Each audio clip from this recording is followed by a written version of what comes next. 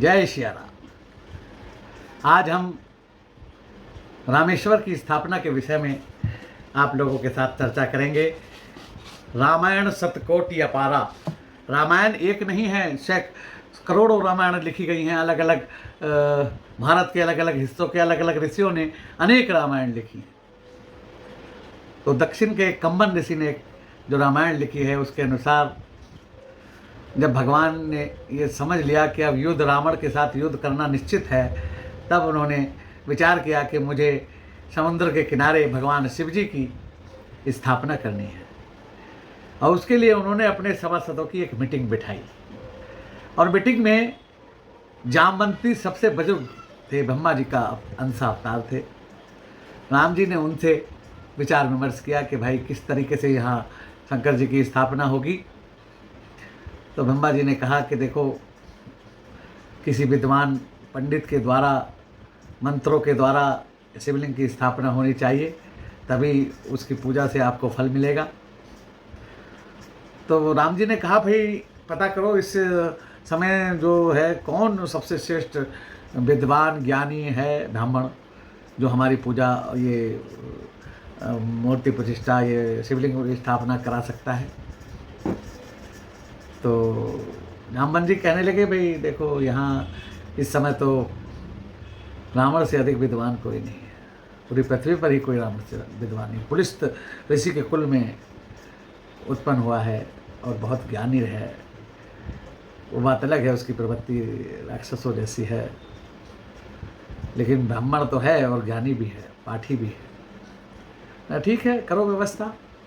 राम जी ने जामवंत जी की ड्यूटी लगाई और जामवंत जी लंका गए। लंका जाके समाचार दिया। रावण ने उनको आदर दिया, क्योंकि रावण जानता है कि ये जो जामवंत जी है मेरे पिता के भी मित्र रहे हैं, जानते हैं, पिता के टाइम के हैं।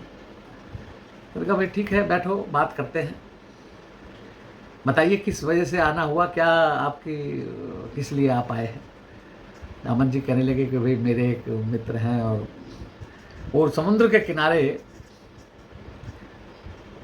शिव जी की स्थापना, शिवलिंग की स्थापना करना चाहते हैं। क्योंकि वो परदेसी हैं, तो यहाँ आसपास कोई ब्राह्मण मिल नहीं रहा है, तो मेरे जजमान चाहते हैं कि आप एक विद्वान हैं, पंडित हैं, तो आप स्थापना करा दें। तो बोले ठीक है। तो उनके पास रावण ने प्रश्न किया कि भाई उनके पास सामग्री वगैरह का इंतजाम है, और क्या वो सामग्री का इंतजाम कर सकते हैं। सामग्री के अलावा कोई भी स्थापना पूजा बिना पत्नी के नहीं हो सकती, या फिर पति विदुर हो, जिसकी स्त्री मर गई हो या पत्नी छोड़कर चली गई हो, तब वो पुरुष के ला पूजा करा सकता है। नहीं तो पत्नी का होना अवश्य जरूरी है। रामन जी ने कहा भाई देखो, उनकी पत्नी अभी नहीं है और वो छोड़कर भी नहीं गई है और जीवित हैं, लेकिन वो कहीं और है किसी कारणवश। और इस तरीके से जामवंत जी ने कहा तो ये सारी व्यवस्थाएं आचार्य को ही करनी है, आप आचार्य पद स्वीकार करो और सारा सामान वामान सब। तो रावण ने कहा ठीक है, मैं आता हूँ, चलिए तैयारी कीजिए। उधर जामवंत जी ने कहा कि ठीक है, रावण जी चले गए। रावण ने अपने मंत्रियों से कहा भाई कुछ पूजा की सामग्री मेरे पुष्प भगवान में रखो। फिर रावण सीता जी के पास गया और कहने लगा कि भाई सीता जी, राम जी स्थापना करना चाहते हैं शिवलिंग की समुद्र के पार, तो मैं आपको लेकर चला हूँ पूजा के लिए, लेकिन आप मेरे बंधन में ही रहेंगी, स्वतंत्र नहीं कर रहा हूँ, सिर्फ पूजा के लिए लेकर चल रहा हूँ। आप ये मान कर रहे ना कि आप मेरे बंधन में। और सीता जी को पुष्प भगवान में बिठाया। इसके बाद जैसे ही उधर जामवंत जी पहुँचे, राम जी ने हनुमान जी से कहा भाई जाओ एक हिमालय से कोई शिवलिंग लाओ बढ़िया सा, जिसकी यहाँ स्थापना करेंगे। वो चले गए, आने में काफ़ी विलम्ब हुआ उनको। इधर रावण अगले दिन सुबह आ गया और सारा पूजा का इंतजाम, सारा तैयारी थी और पूजा के लिए पूरा चौकी की बना के राम जी बैठे हैं, सारा सामान लगा दिया पूजा के लिए, हवन कुंड वगैरह इंतजाम सारा कुछ कर दिया। रावण जी कहते हैं कि भाई अपनी पत्नी को लाओ। राम जी कहते हैं आचार्य जी पत्नी तो अभी अवेलेबल नहीं है। रावण कहता है ठीक है रामन जी पुष्पक विमान में से सीता को ले आओ। और पुष्पक विमान में से सीता को ला के राम जी की बगल में बैठा दिया और पूजा शुरू कराई। जब पूजा पाठ हो गया, अब स्थापना का मुहूर्त आ गया, टाइम आ गया, और राम जी से रावण बोला भाई शिवलिंग कहाँ है स्थापना के लिए? कि वो तो हनुमान जी लेने गए कि भाई मुहूर्त का समय निकला जा रहा है, पूजा और संपन्न होने वाली है, यज्ञ तो हो चुका, बस स्थापना करनी है। राम जी कहने लगे भाई अभी तो वो आएंगे तभी तो होगी। बोले नहीं नहीं, ये टाइम निकल गया, मुहूर्त निकल गया, तो फिर क्या उपाय है आचार्य जी? कि आप यहीं समुद्र के रेते का एक शिवलिंग बनाकर यहाँ स्थापना पूरी करो, पूजा पूरी करो। और राम जी ने एक रेते का शिवलिंग बनाकर उसकी स्थापना पूरी की और उनको मत्था टेका, सीता जी के साथ उनको प्रणाम किया और पूजा समाप्त हुई।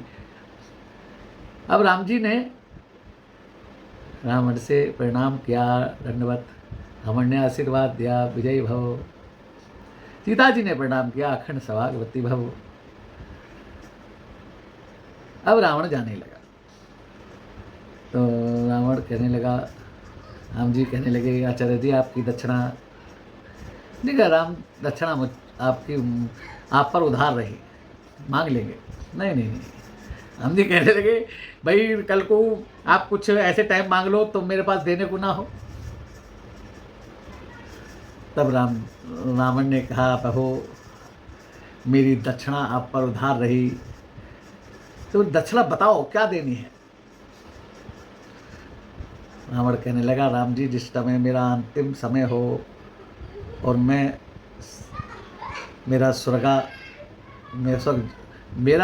अंतिम समय हो इस धरती से जाने का, तो आप मेरे सामने खड़े हो, यही मेरी दक्षिणा है। राम जी ने कहा ठीक है हम दक्षिणा देंगे। और रावण वहाँ से सीता जी को वापस लेकर पुष्पक विमान में वापस अपनी लंका आ गया। उधर हनुमान जी एक शिवलिंग लेकर आ गए, कहने लगे प्रभु मैं शिवलिंग ले आया, स्थापना करो। राम जी कहने लगे कि भाई शिवलिंग की स्थापना तो हो चुकी,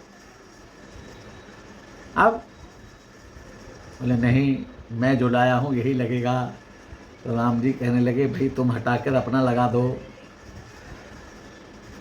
हनुमान जी ने बहुत कोशिश की लेकिन वो रेते का बनाया हुआ शिवलिंग जो इस प्राण प्रतिष्ठा की गई थी वो स्थिर हो गया, हनुमान जी से नहीं हटा। राम जी कहने लगे ठीक है इसको बगल में ही स्थापित कर दो। तो रामेश्वर में दो शिवलिंग है, एक शिवलिंग रामेश्वर शिवलिंग है जो राम जी ने स्थापित किया और एक हनुमते शिवलिंग है जो हनुमान जी ने स्थापित किया।